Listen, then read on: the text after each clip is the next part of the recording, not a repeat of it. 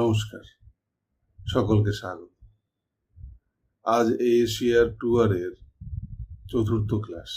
আজ আমরা জানব সেকেন্ড এরিয়া অর্থাৎ এডিশন এরিয়ার সম্পর্কে। তো আগে আমরা জানি যে এশিয়ার ট্যুরের 8টি এরিয়া আছে। তো তার মধ্যে সেকেন্ড যে এরিয়া সেটা হচ্ছে এডিশন এরিয়া। সো এই এডিশন এরিয়া সম্পর্কে আমরা জানব। কার্ডের মধ্যে এডিশন এরিয়ার যে লোকেশন সেটা আপনারা দেখতে পাচ্ছেন পার্টিকুলার কোন জায়গাতে রয়েছে, কারণ আমরা আগেই বলেছিলাম যে 4টে প্যারাগ্রাফে এই ডেসক্রিপশন পার্টটা লেখা হয়। তার প্রথমটা হচ্ছে title and statement of responsibility, সেটা অলরেডি আমরা আগের ক্লাসে বলেছি। সো আজকে আমরা জানবো এডিশন এরিয়া। এটি কিন্তু স্টপ স্পেস ড্যাশ স্পেস দিয়ে একটি এরিয়া শুরু হচ্ছে একসাথে। সো এইখানটাতে আমরা যদি দেখি কি লিখবো, আমরা এইখানটাতে অ্যাকচুয়ালি এডিশন এরিয়াতে কি লেখা হয়। এডিশন এরিয়াতে লেখা হয় এডিশন যে ইনফরমেশন সেটা বা সংস্করণ তথ্য, এবং লেখা হয় এডিটরের নাম। তো সাধারণভাবে ফার্স্ট এরিয়া শেষ হলে সেখানে স্টপ স্পেস ড্যাশ স্পেস দিয়ে এডিশন এরিয়াটা হয়।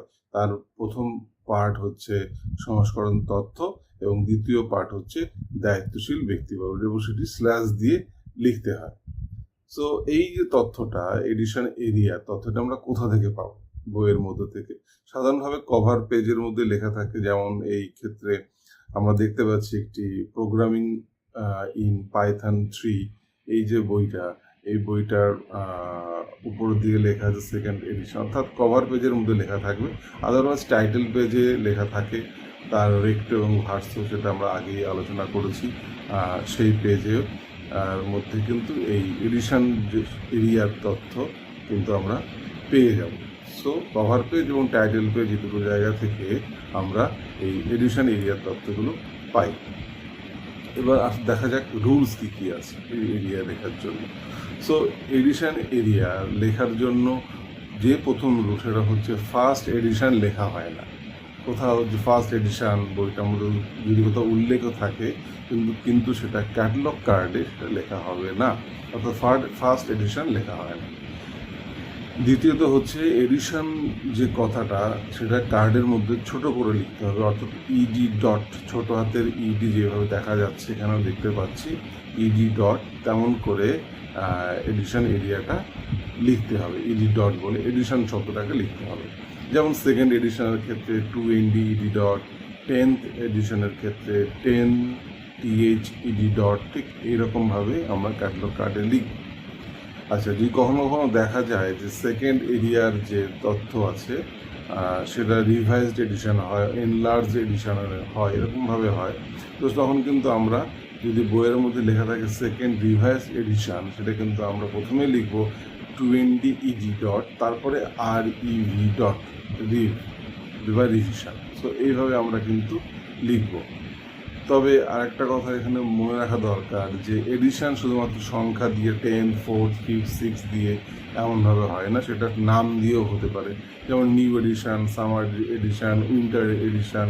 বাংলার ক্ষেত্রে আমরা দেখি যে পূজা সংস্করণ, বৈশাখী সংস্করণ, ঠিক তেমনি নাম দিয়েও কিন্তু এডিশন আমরা দেখতে পাই। সো এছাড়াও আরেকটা পার্ট যেটা বলেছিলাম যে এডিশন তথ্য এবং এডিটরের নাম, এই দুটি পার্টে বিভক্ত এই এডিশন এরিয়াটা।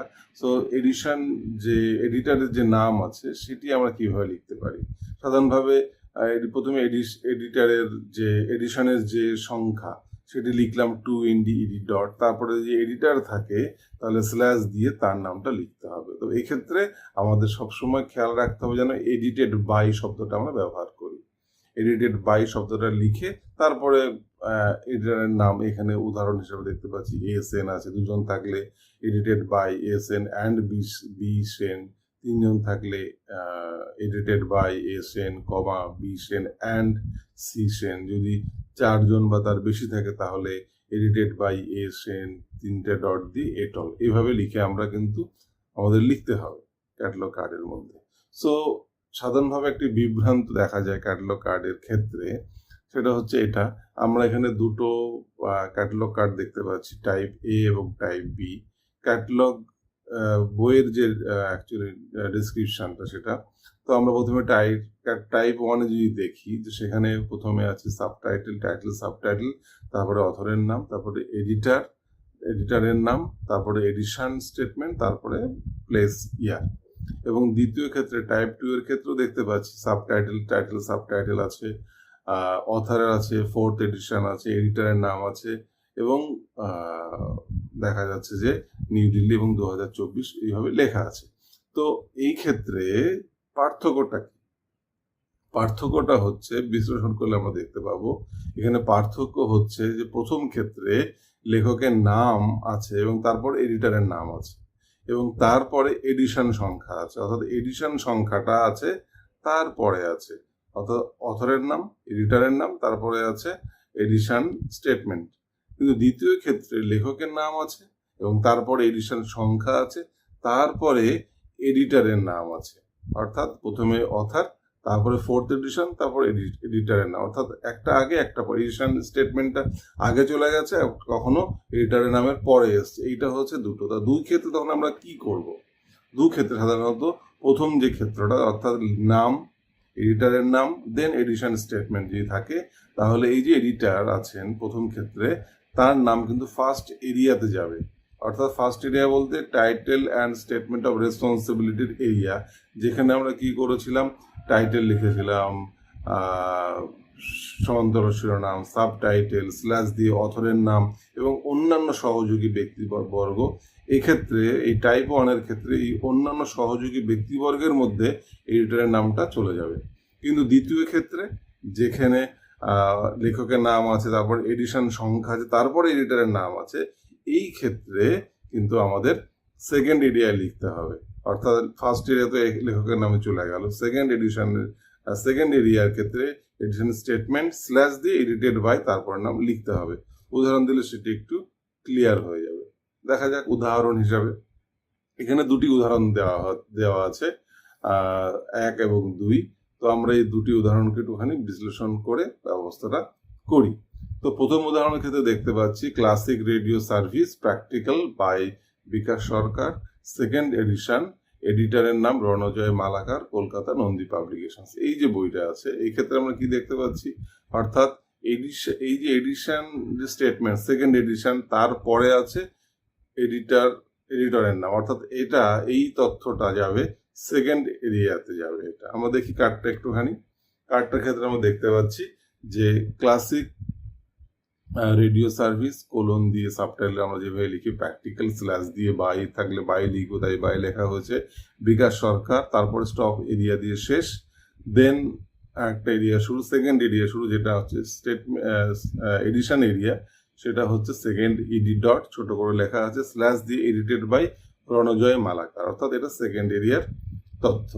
দ্বিতীয় ক্ষেত্রে আমরা দেখতে পাচ্ছি এই যে বইটা, সেটা আছে তার টাইটেল একটা আছে এবং তার ডক্টর আলেকজান্ডার হার্লি এবং দুটো অথার আছে, তারপরে এডিটরের নাম আছে, তারপরে থার্ড রিভাইজড এডিশন বলে লেখা আছে এবং লাস্টেরটা পাবলিকেশন এবং সাল।